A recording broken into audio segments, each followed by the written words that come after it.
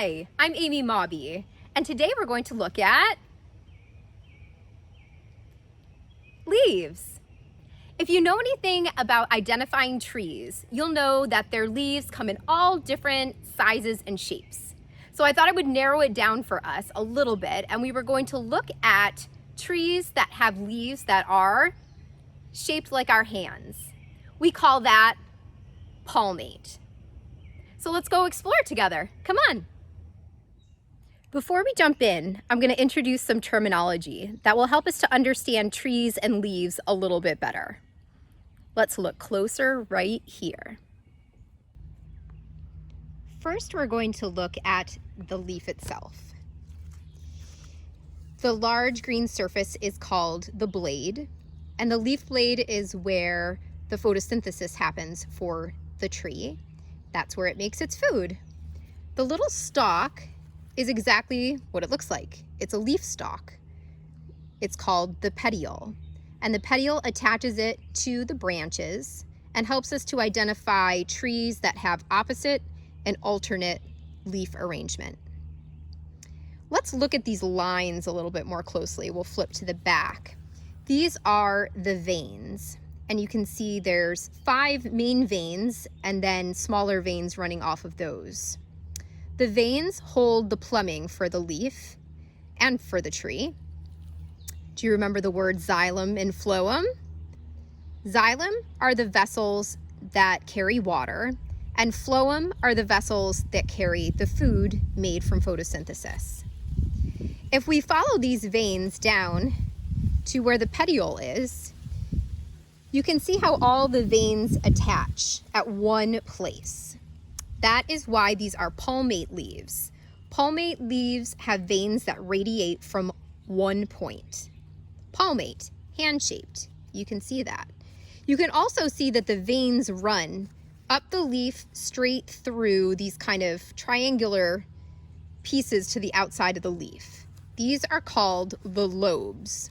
So there's a vein that runs through to the tip of each lobe, and lobes are like different kind of partitions in the leaf, and that's going to help us to identify our palmate leaves by looking at the sizes of them and also how many there are.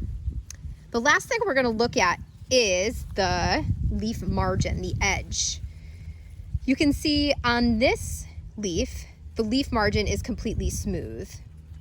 There are no little saw-like zigzags, almost like you took pinking shears to the edge of a leaf. These are smooth, but that's not the case for all leaves. Some leaves do have what we call teeth or toothed edging, little zigzag pattern, and that will help us differentiate one leaf from the other.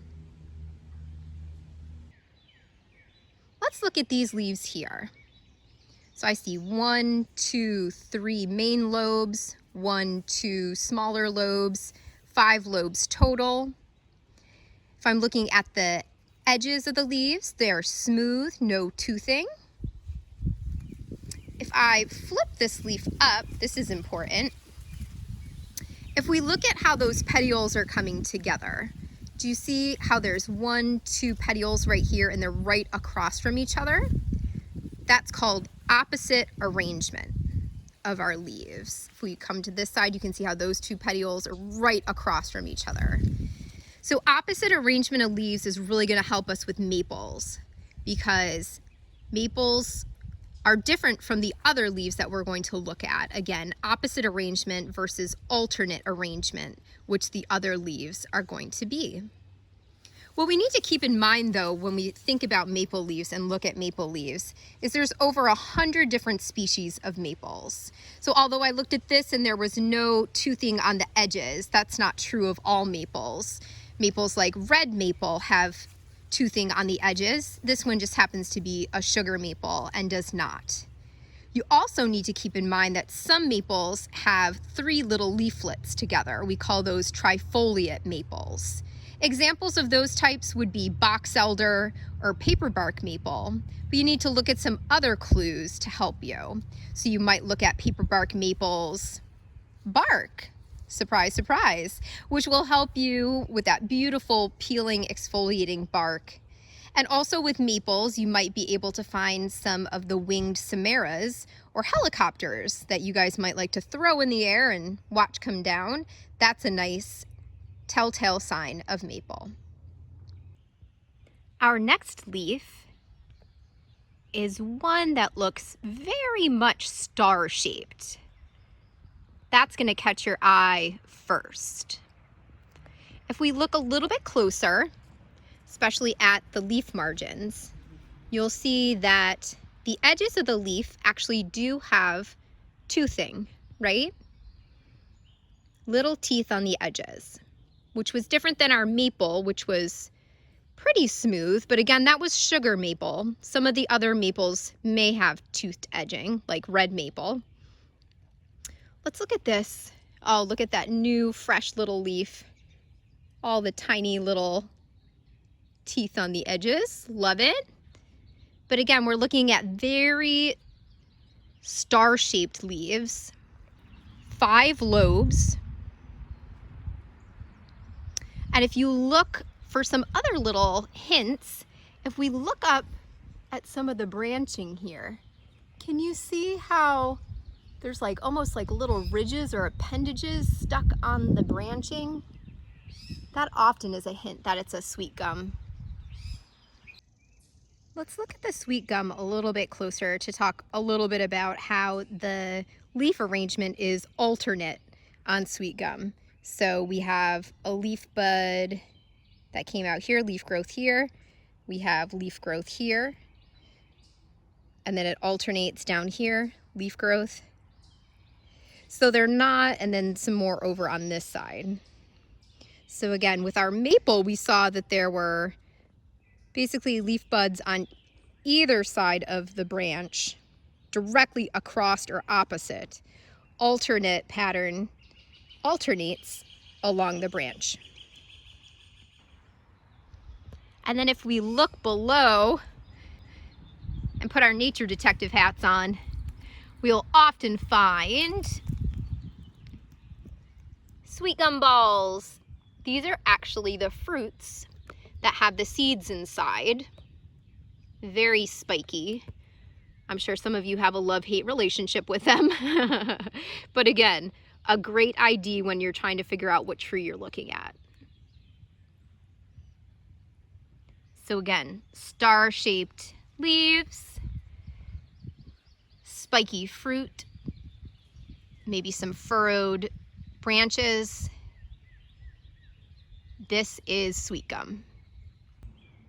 Now we'll look at these leaves. Definitely a palmate shape. You can see how the veins come out from that one point in the back. You can see this new leaf coming out is very, very fuzzy. Lots of hairs on that one. Not so hairy on the bigger leaf. But we can see there's 1, 2, 3 main lobes, possibly a 4th and 5th, I would say, lesser lobes. So I would say 3 to 5 lobes here. You can see that there is some toothing on the edges, pretty big toothing. But look at how wide these lobes are. What we're looking at here is a sycamore leaf. And how this is different from maple is that sycamore leaves will get over 4 inches wide, where maple lobes tend not to get this wide. So we'll say maples are under 4 inches, sycamore can get over 4 inches. Absolutely lovely. And again, if we were to look close at how the leaves come out, they're alternating off of the branches where our maples were opposite. Some other clues for sycamore might be looking closer at the tree itself. So if you look at the bark of sycamore, you'll notice that it has kind of a peely, almost camouflage-like pattern to it, kind of grays and browns. You might also notice some seed balls in the trees dangling down. That's another hint that you might be looking at a sycamore. Here we are at our next tree, and I'm definitely seeing palmate leaves. If we take a closer look and we look at our lobes, we can count 1, 2, 3, 4, with possibly a 5th, 6th, back a little bit farther. So this leaf that we're looking at is tulip tree. And tulip tree has 4 to 6 lobes, so that's helpful. Looks a little bit different in that at the top, we kind of have a little bit of flatness. So we don't have like another finger almost sticking out here in the palmate leaf. Tulip tree leaves always look like this, and I think we can kind of picture it. It does look a bit like a tulip flower, or even like a cat face. Let's go up to the ones that are kind of upright. Can you see that tulip flower shape, or almost like a cat face? If we look at the edges of the leaf, we'll notice that they are completely smooth. No toothed edging. So again, this leaf has 4 to 6 lobes, smooth edges. This is tulip tree. Other hints that we could have for this tree are the tree itself. So if you were to look at the trunk of the tree, tulip trees are one of the tallest, straightest trees in our forests. It's amazing. They almost look like telephone poles. And then we also could look around the tree and see if on the ground there might be flowers in spring. Tulip tree, some people often call it tulip poplar. It's actually not a poplar. It's actually related to magnolias. So if you see the flowers on the ground, they will look like magnolia flowers. And they're kind of a greenish yellow petal with like an orange stripe on them. Very pretty, but we almost never get to see them because they're so high up in the tree unless a squirrel or something knocks them down. So those are some other hints other than leaf ID. So let's look at all of the palmate leaves together. Here are 3 examples of maple leaves. We have some that have smooth edges, toothed edges. We have different numbers of lobes, one that has 3 little leaflets together. Then we have sycamore, beautiful, almost rounded shape, toothing, 3 to 5 lobes.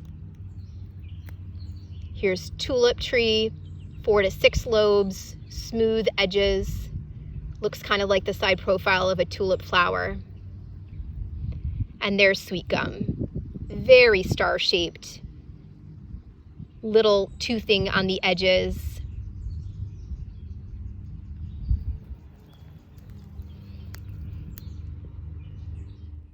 I hope you learned a little bit more about leaves today, as well as trees, and are inspired to look a little bit more closely on your next adventure.